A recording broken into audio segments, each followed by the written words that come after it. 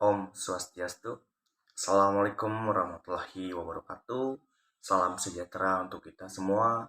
Shalom, namo buddhaya, dan salam harmoni. Baik, apa kabar teman-teman semuanya?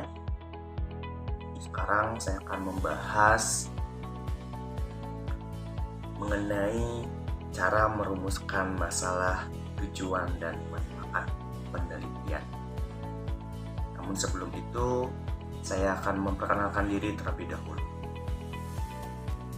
Perkenalkan, nama saya Putu Bayu Sastrawan dengan NIM 22160111105 dari Fakultas Olahraga dan Kesehatan, jurusan Pendidikan Olahraga, program studi Pendidikan Jasmani Kesehatan dan Rekreasi. Baik teman-teman semuanya, tanpa menunda waktu, mari kita mulai. Nah, pertama, perumusan masalah. Apa sih perumusan masalah? Perumusan masalah adalah sebuah titik tolak bagi perumusan hipotesis, sehingga nantinya akan menghasilkan topik penelitian atau judul penelitian. Nah, adapun poin-poin yang dapat diperhatikan untuk membuat perumusan masalah.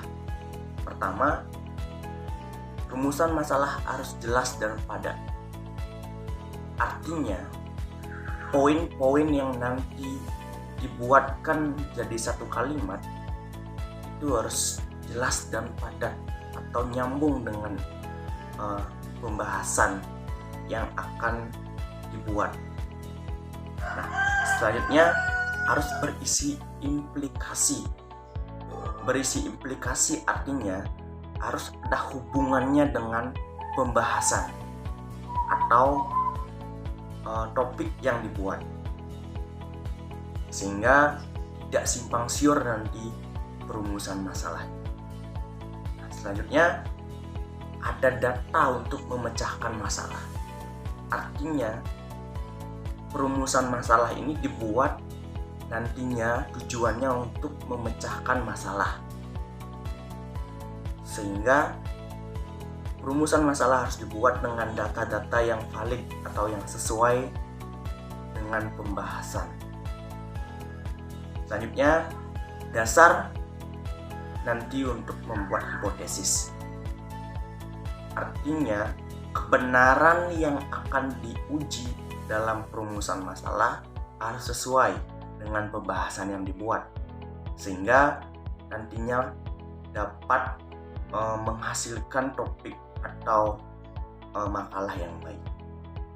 Yang terakhir, pastinya ini harus menjadi dasar dalam judul penelitian. Nanti kita akan bahas. Nah, selanjutnya adapun jenis-jenis rumusan masalah. Pertama, perumusan masalah komparatif. Rumusan masalah komparatif adalah perumusan yang berfokus pada satu variabel dan variabel lainnya. Contoh, apakah ada perbedaan motivasi kerja antara pegawai negeri sipil dan pegawai swasta? Variabelnya adalah pegawai negeri dan variabel lainnya adalah pegawai swasta, sehingga nantinya akan mendapatkan perumusan masalah yang sesuai. Selanjutnya, perumusan masalah asosiatif. Perumusan masalah asosiatif adalah perumusan masalah yang keterkaitannya antara dua variabel atau lebih. Yang terakhir, ada perumusan masalah deskriptif. rumusan masalah deskriptif ini adalah rumusan yang memberikan arah dari penelitian kualitatif dan menggunakan satu variabel saja. Selanjutnya, adapun cara untuk membuat rumusan masalah. Pertama, tentukan permasalahan sesuai dengan kemampuan pembuat. Artinya, permasalahan yang dibuat harus sesuai dengan judul yang dibuat. Jadi kemampuan kita dalam melihat, menganalisis, mengidentifikasi harus sesuai dengan kemampuan kita. Kedua, sesuaikan dengan landasan teori. Artinya, untuk membuat rumusan masalah jangan sembarangan. Harus melihat cara-cara yang valid. Jadi teori-teori yang valid untuk membuat rumusan masalah seperti apa. Sehingga tidak simpang siur, tidak salah kaprah untuk membuat rumusan masalah. Nah, selanjutnya tentu harus menggunakan format 5W1H. Apa, siapa, bagaimana, dan lain sebagainya. Selanjutnya, menggunakan kalimat tanya yang singkat, padat, dan jelas.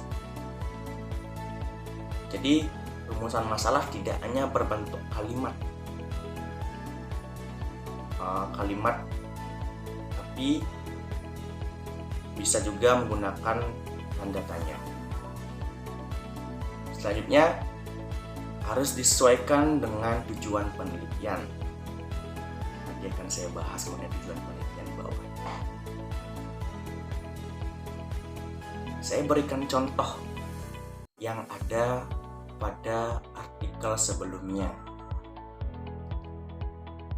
Misalnya, apakah kesadaran membayar pajak berpengaruh terhadap kemauan membayar pajak wajib orang pribadi di kota Tomohon? Itu rumusan masalahnya. Sehingga menghasilkan judul pengaruh kesadaran membayar pajak, pengetahuan dan pemahaman peraturan perpajakan, dan kualitas layanan terhadap kemauan membayar pajak wajib pajak orang pribadi di kota Tomohon. Jadi dari perumusan masalah tersebut menghasilkan judul yang seperti ini. Jadi ini rumusan masalahnya singkat, padat, dan jelas. Jadi sesuai atau mengacu, berimplikasi pada judul yang terkait. Kemudian ada tujuan penelitian. Apa sih tujuan penelitian? Tujuan penelitian adalah kalimat indikasi ke arah mana dan informasi apa yang akan dicapai dari penelitian yang dilaksanakan. Artinya, segala bentuk kevalidan informasi, terus indikasinya harus sesuai dengan apa yang telah diteliti sebagai bentuk konkret untuk melaksanakan penelitian. Adapun jenis-jenis tujuan penelitian. Pertama, ada tujuan penelitian kualitatif.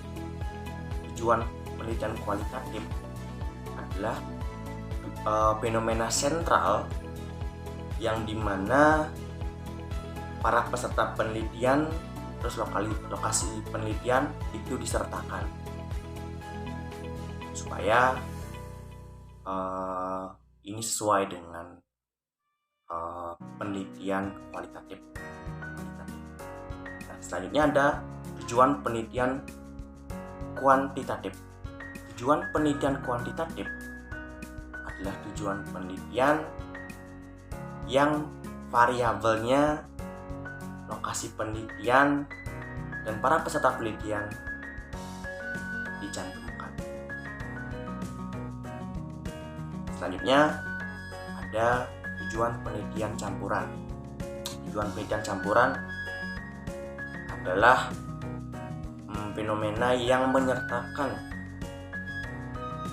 tujuan penelitian kuantitatif dan kualitatif, serta harus sesuai dengan logika atau rasional dari penelitian yang dibuat. Jadi tidak semata-mata itu disamakan, karena tujuan penelitian campuran adalah metode yang mencampurkan antara kedua tujuan penelitian di atas sehingga dapat dibandingkan seperti itu. Selanjutnya, adapun cara untuk membuat tujuan masalah. Pertama, kita harus melihat kembali bagaimana rumusan masalah. Untuk membuat tujuan masalah, kita harus kembali memperhatikan berapa banyak rumusan masalah, maka tujuan masalah harus dibuat sesuai dengan rumusan masalah.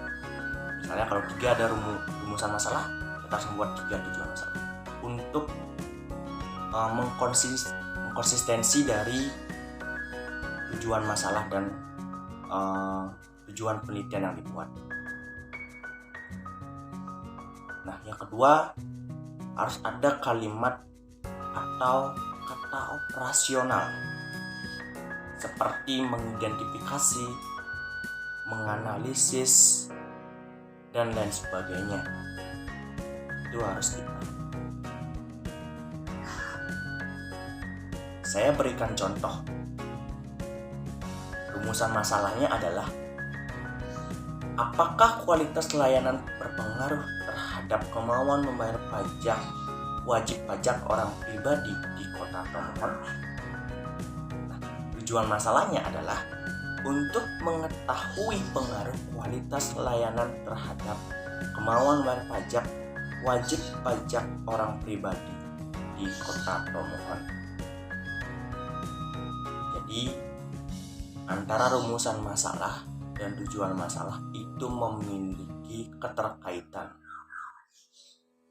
Karena itu, poin yang harus diperhatikan untuk membuat tujuan masalah adalah dengan memperhatikan bagaimana rumusan masalah yang dibuat. Nah, yang terakhir adalah manfaat penelitian. Apa sih manfaat penelitian? Manfaat penelitian adalah uraian bahwa suatu masalah itu layak diteliti, sehingga nantinya menunjukkan signifikasi dari penelitian tersebut. Artinya, manfaat penelitian ini dibuat berdasarkan dengan data-data yang valid. Bagaimana nanti pemanfaatannya harus dijelaskan nanti secara singkat, padat, dan jelas. Nah, adapun cara untuk membuat manfaat penelitian. Pertama, itu harus sistematis. Dalam membuat manfaat penelitian, biasanya ada 2. Pertama, bagi pembaca, dan yang kedua, bagi peneliti. Nah, yang kedua, manfaat penelitian harus rasional. Artinya, keterkaitan dari topik yang dibahas itu harus sesuai, rasional, sehingga tidak terjadi hal-hal yang bersifat simpang siur nantinya, atau tidak saling berhubungan antara topik dan manfaat penelitian. Dan yang terakhir, manfaat penelitian harus dapat diaplikasikan oleh peneliti dan penelitian berikutnya. Artinya, manfaat penelitian ini tidak sekedar dibuat saja, tapi harus dibuat gimana supaya peneliti selanjutnya mau untuk meneliti kembali sehingga mendapatkan hasil yang baru seperti itu. Nah, selanjutnya saya akan memberikan contoh mengenai manfaat penelitian tentang pajak. Melalui informasi penelitian ini diharapkan membantu bagi pembaca untuk lebih paham mengenai pajak. Baik, kesimpulan materi hari ini adalah rumusan, tujuan, dan manfaat penelitian adalah sesuatu yang saling berkaitan satu sama lain. Sehingga untuk membuat ketiga hal tersebut harus sesuai dengan data yang valid sehingga mendapatkan penelitian yang baik dan benar tentunya. Demikian yang dapat saya sampaikan, kurang lebih mohon dimaafkan. Terima kasih atas perhatian, dan saya tutup dengan Parama Santi. Om Santi Santi Santi Om. Assalamualaikum warahmatullahi wabarakatuh. Salam sejahtera untuk kita semua. Shalom, namo buddhaya, dan salam